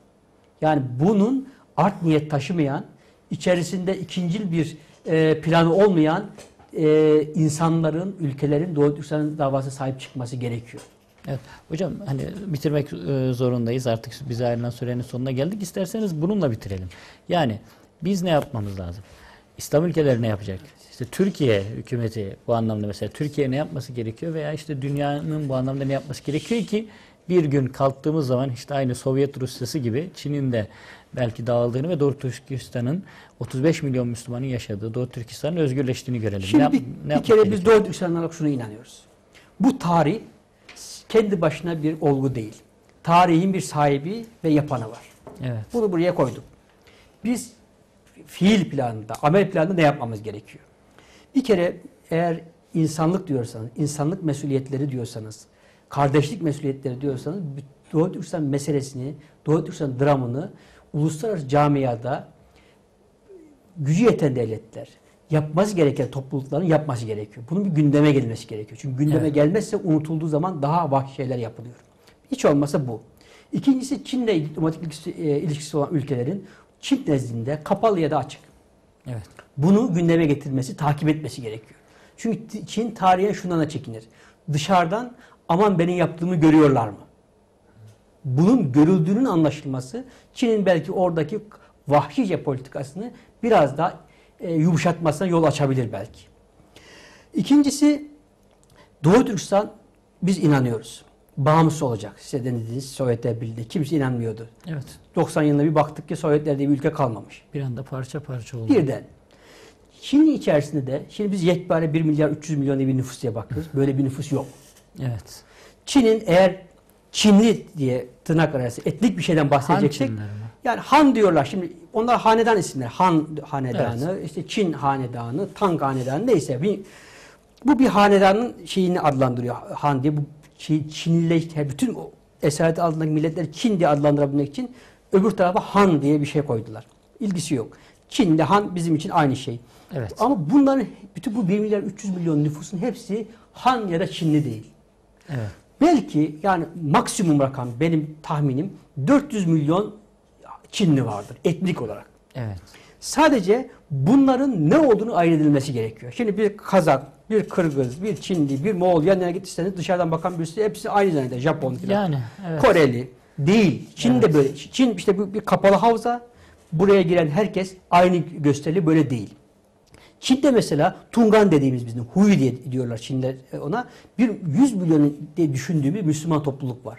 Mesela Çinli Müslüman mı diyelim? Çinli Müslüman kavramı ben kullanmak istemiyorum. Ne Onlar diyoruz? Müslüman. Müslüman. Yani Müslüman. Çin'de yaşayan Müslümanlar. Türklerin dışındaki Müslümanlar. Çin'de yaşayan Müslüman. Çin'de yaşayan Müslümanlar. Bunlar kendilerinin Arap tüccarları zamanında Araplar yoluyla Evet. Müslüman olduklarını söylüyorlar. Ve Şafii mezhebinde olmaları da bunu şey yapıyor. Destekliyor. Çünkü Hocam zaten mesela Vietnam, Kore vesaire burada, ben mesela bu geçen Ramazan'da Milli Gazete'de Evet.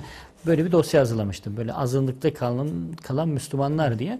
Hakikaten mesela bizim hiç bilmediğimiz o coğrafyaya yakın Vietnam vesaire hepsinde Arap tüccarlar vasıtasıyla Yani. Müslüman olmuş kitleler var. Yok. Bayağı da Var. yüksek rakamlar Çünkü var. biz o dönem araştırmamış. Yani ne kadar insan gitti, ne kadar şey gitti. Çünkü biliyorsun fütuhat, işte 4 Ali Hazreti Ömer devrinde itibaren başlayan fütuhatlarda insana gidiyorlar gelmemek üzere.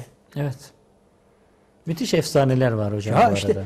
dolayısıyla orada Müslüman, 100 milyon Müslüman var. Sadece bu Müslümanlara Müslüman olduklarını hatırlatılması gerekiyor.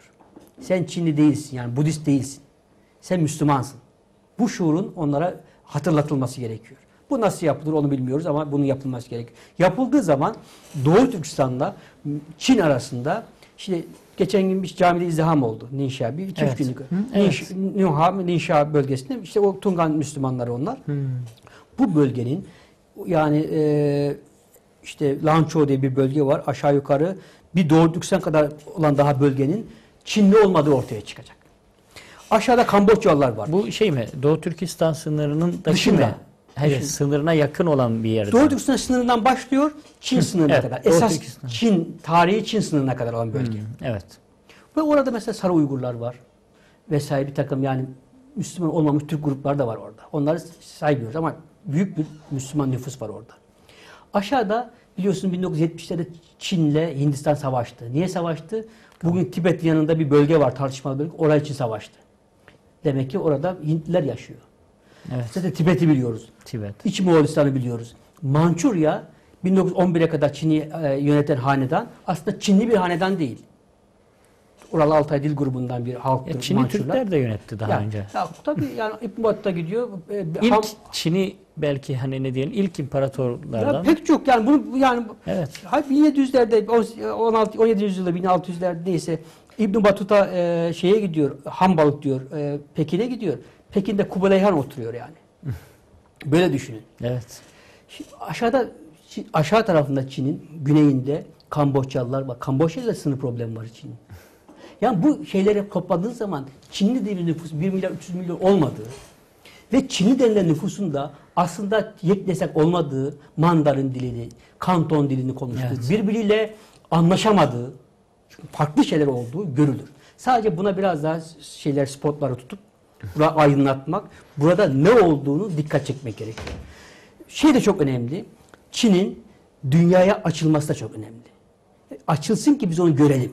Evet. Ya bu anlamda demokratikleşmesi önemli Çin'in. Yani bu tırnak arası kullanıyorum. Yani bunu içerken insana biraz saygılı hale gelmesi anlamında kullanıyorum. Evet. Bunun geldiği zaman görülecek ki öyle korkulacak bir şey değil. 1 milyar 300 milyon ki velev ki olsun o da önemli değil ama Tarihin değil de yani. bir sahibi var. Ya, Tarihin de bir sahibi bizim var. tarihimiz böyle akar. Batı tarihi gibi aşağıdan yukarı düz gitmez. Evet. Sonu yoktur. Spiraldir. Allah herkes hesabı varsa hesabı olan da vardır. Hesap günü Evet. geldiği zaman sadece bizim ne yaptığımızla ilgili kısmına bakarız biz. Evet. Allah razı olsun. Abdülhamit Hocam çok çok teşekkür ederim. Bize ayrılan sürenin sonuna geldik. İnşallah daha sonra sizinle mutlaka tekrar bu programda konuşacağız inşallah. Allah razı olsun. Sağ olun. Teşekkür ederim. Efendim bugün Yine Doğu Türkistan'ı konuştuk. Doğu Türkistan'ı 35 milyon Müslüman Uygur Türk'ünün büyük zulümler gördüğü Doğu Türkistan'ı konuştuk. Doçent Doktor Abdülhamit Avşar hocamızla konuştuk. Marmara Üniversitesi öğretim görevlisi. Genel manada Türkistan'ın yaşadığı sıkıntıları, Türkistan'ın bizim için ne mana ifade ettiğini konuştuk ve yeraltı ve yerüstü zenginliklerinden ya o rakamları sizler de duydunuz. Müthiş rakamlar, devasa rakamlar. Ama bunların hiçbirine gerek yoktur. Hocamın dediği gibi orası bir çöl parçası dahi olsa, çöl olsa dahi, taştan topraktan ibaret bir yer dahi olsa, orası bizim vatanımız. Orası büyük İslam ümmetinin en önemli diyelim medeniyet merkezlerinden bir tanesi. Tarih boyunca bizi besleyen, bu medeniyeti besleyen topraklar. Bugün mazlum, bugün Endülüs gibi kaybolmak, gitmek tehlikesiyle karşı karşıya. Biz o yüzden bu programları yapmaya çalışıyoruz. O yüzden en azından Türkiye kamuoyuna bu davayı diğer zulüm bölgelerinin olduğu gibi bunu da gündeme getirmeye çalışıyoruz. İnşallah önümüzdeki haftada aynı şekilde başka bir açıdan Doğu Türkistan'a bakmaya çalışacağız. Şimdilik emanet edilmesi en emin olana emanet olunuz. Esselamu Aleyküm.